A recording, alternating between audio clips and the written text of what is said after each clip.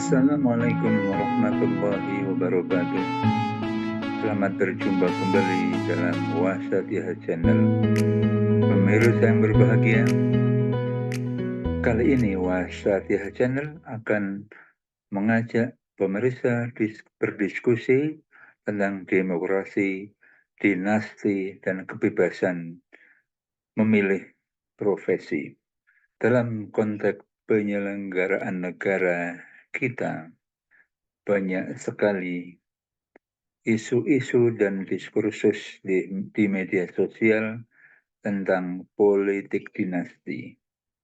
Bahkan para ahli-ahli menyoroti betapa antar politikus saling menuding politik dinasti, tidak sadar diri sendiri juga menganut politik dinasti.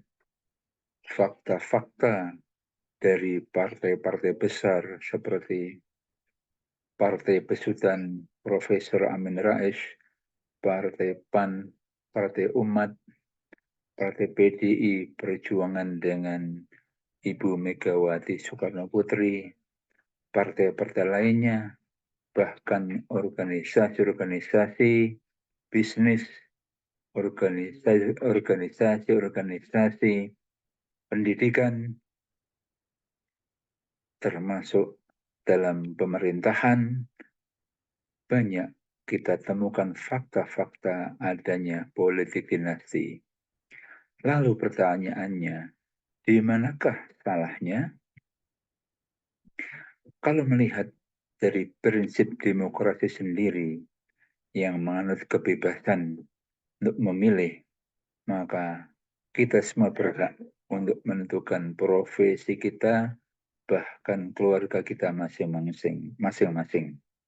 Sehingga kita bisa membuat kerajaan bisnis dengan di dalamnya turun-temurun profesionalisme tetap disiapkan dalam sistem, tapi kemudian pucuk kepemimpinan dilaksanakan oleh keluarga-keluarga yang memiliki profesionalisme.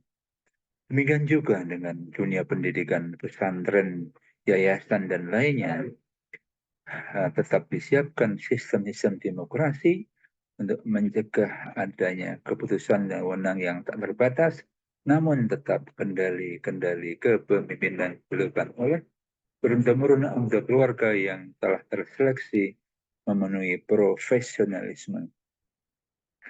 Nah, disinilah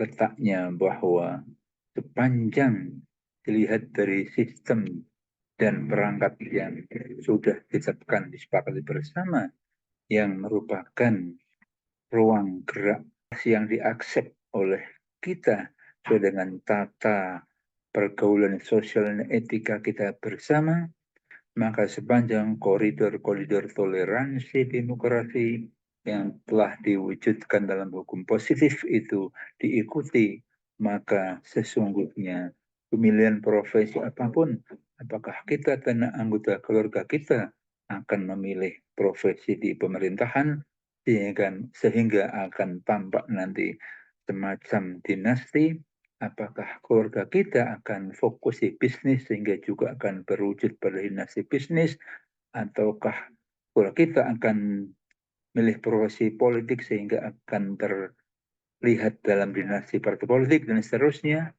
maka tidak ada salahnya. Sehingga hiruk pikuk protes-protes, marah-marah dan kebencian menyikapi fakta-fakta yang ada saat ini tidak membantu menyelesaikan masalah. Karena kita semua sedang dalam proses menuju demokrasi yang makin lama makin menuju ke arah yang lebih baik, akan menuju kepada kesempurnaan. Dan yang kedua, bahwa nilai-nilai demokrasi pun terus berubah dan disesuaikan dengan sistem moral dan etika yang disepakati bersama. Dan terpenting, kita wajib juga melihat bahwa sejarah telah membuktikan pernah dalam sejarah umat manusia ini hingga ratusan tahun hingga berabad-abad terhadap sistem pemerintahan monarki yang dibingkai dalam alam demokrasi telah memberikan ruang kemajuan yang sangat dahsyat dalam bidang ilmu pengetahuan yang belum pernah terulang sampai hari ini. Periode pertama dinasti Abbasiyah, puncak kejayaan. Kekhalifahan Bani Abbasiyah bertumpu pada banyak sistem yang pernah dipraktikkan oleh bangsa-bangsa sebelumnya, baik yang muslim maupun non-muslim. Dasar-dasar pemerintahan Daulah Abbasiyah diletakkan dan dibangun oleh Abu al-Abbas as-Saffah dan Abu Ja'far al-Mansur sebagai pembangun kekhalifahan dinasti Bani Abbasiyah. Dukungan bangsa Persia sangat terlihat jelas ketika Abbasiyah berdiri. Dengan begitu bangsa Persia mempercayai adanya hak agung raja-raja yang didapat dari Tuhan. Oleh karena itu, para khalifah Abbasiyah memperoleh kekuasaan untuk mengatur negara langsung dari Allah, bukan dari rakyat seperti ketika kekhalifahan zaman Khulafaur Rasyidin. Namun demikian, sebagai sebuah dinasti, kekhalifahan Bani Abbasiyah yang berkuasa lebih dari 5 abad telah banyak memberikan sumbangan positif bagi pengembangan ilmu pengetahuan dan peradaban Islam. Di antaranya, kemajuan dalam bidang sosial budaya adalah terjadinya proses akulturasi dan asimilasi masyarakat.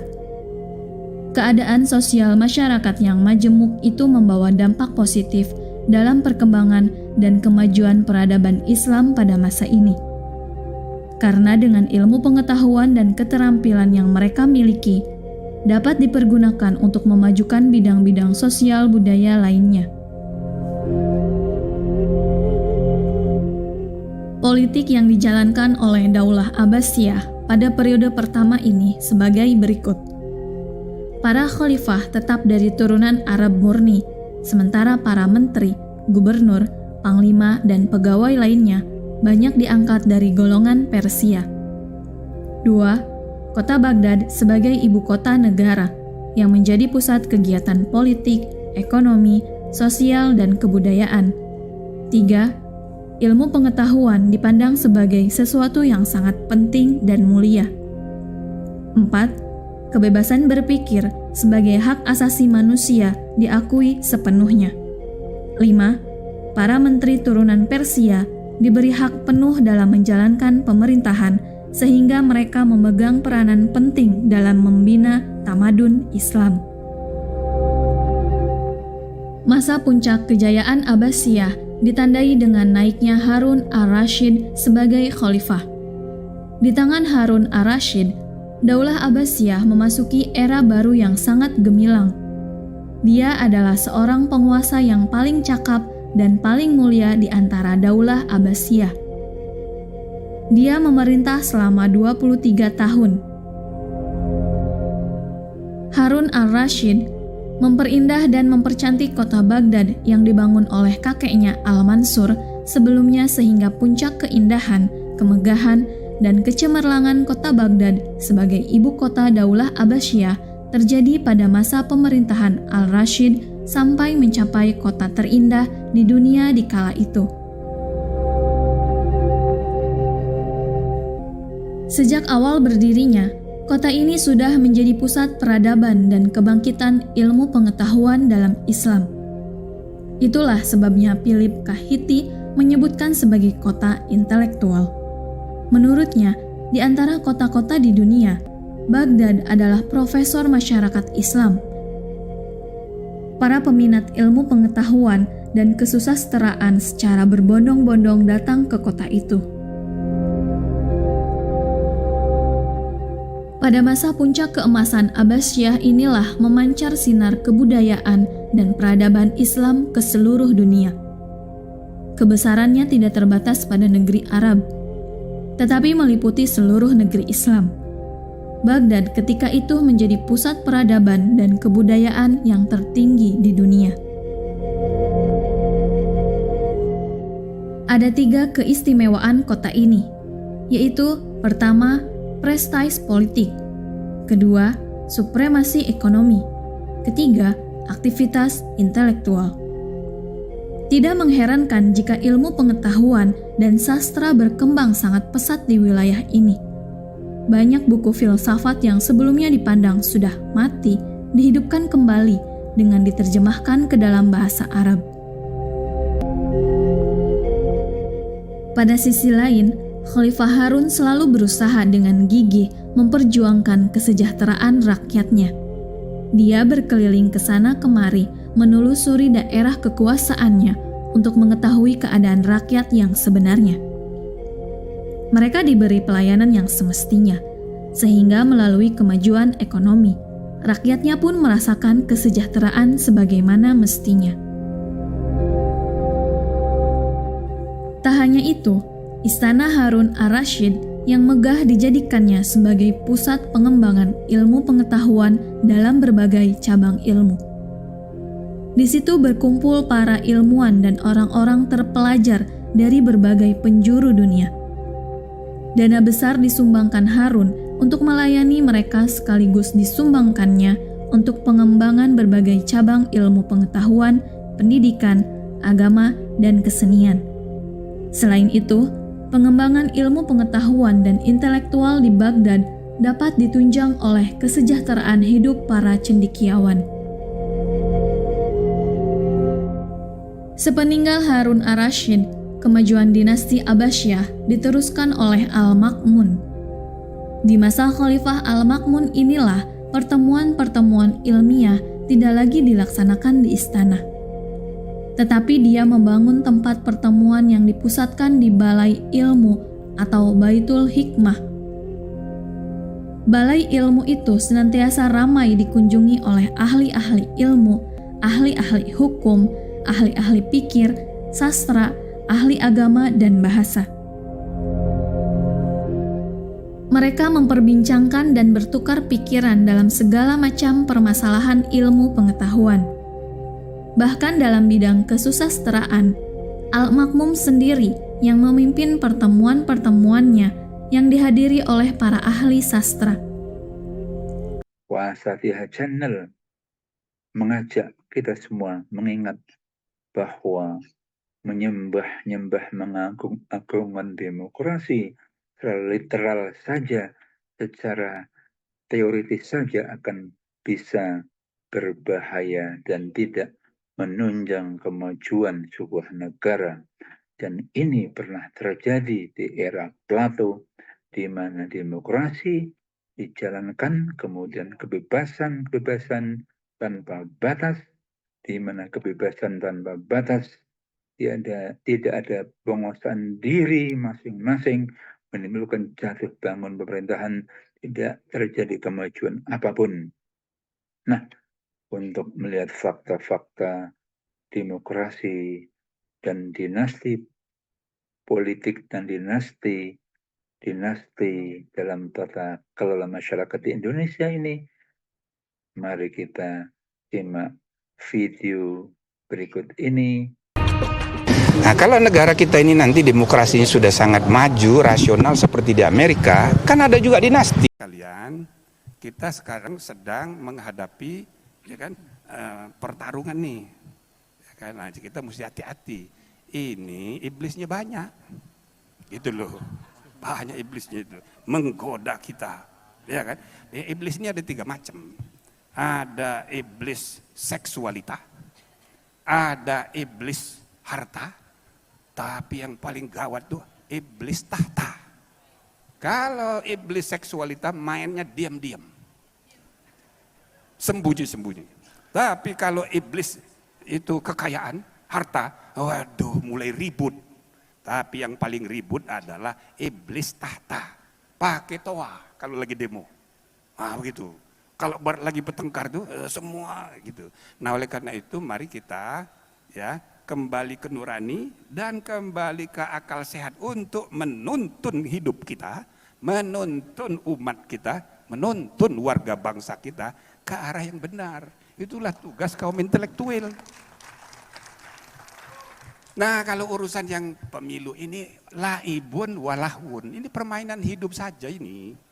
Kita yakinkan selama kita bergerak dalam koridor demokrasi yang sudah diwujudkan dalam hukum positif, dan itu menunjuk kemajuan bangsa, itulah pilihan sistem yang paling optimal, yang paling sesuai dengan kondisi kita, yang paling fit dengan budaya kita, dan tidak perlu kita nyinyir dan malu seakan-akan kita tertinggal diukur dari nilai-nilai teori demokrasi.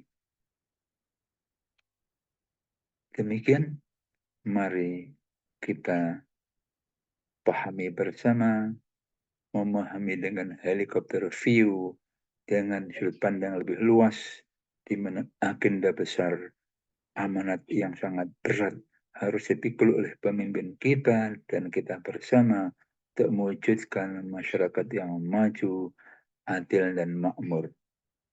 Kita tidak boleh menghambat kemajuan ini, kemajuan apapun bangsa ini dengan dalih-dalih teori-teori demokrasi semata. Tidak boleh bertengkar antar anak bangsa, antar kita sendiri, ribut, tidak membahas, lupa dengan kompetisi global karena hanya melihat kacamata sempit dari demokrasi. Tidak boleh menanam atau mencampur adukkan kebencian dan partisan dalam menilai, mengukur jalan demokrasi di negara ini sehingga menghambat kemajuan dengan cercaan hinaan yang terus-menerus memenuhi ruang-ruang medsos dalam era demokrasi. Semua harus sadar, dari para profesor, guru besar, dari para politikus, dari para dunia akademisi, kiai-kiai, guru-guru, pesantren-pesantren, dan dia pendidikan lainnya harus memiliki sudut pandang yang universal, yang sudut pandang yang rahmat, sudut pandang yang luas.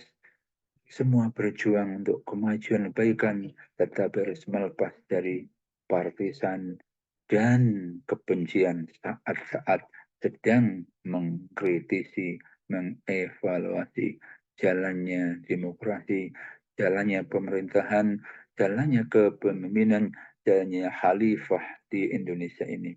Ingatlah sejarah bahwa pilihan yang paling fit bukan atas dasar teori murni, tapi atas dasar kenyataan dan fakta, apa keunggulan kekurangan kita, apa nilai-nilai yang paling cocok dengan etik dan moral kita, apa yang menjadi tantangan untuk mengambil keputusan besar, untuk breakthrough, untuk buat terobosan-terobosan demi kemajuan bangsa.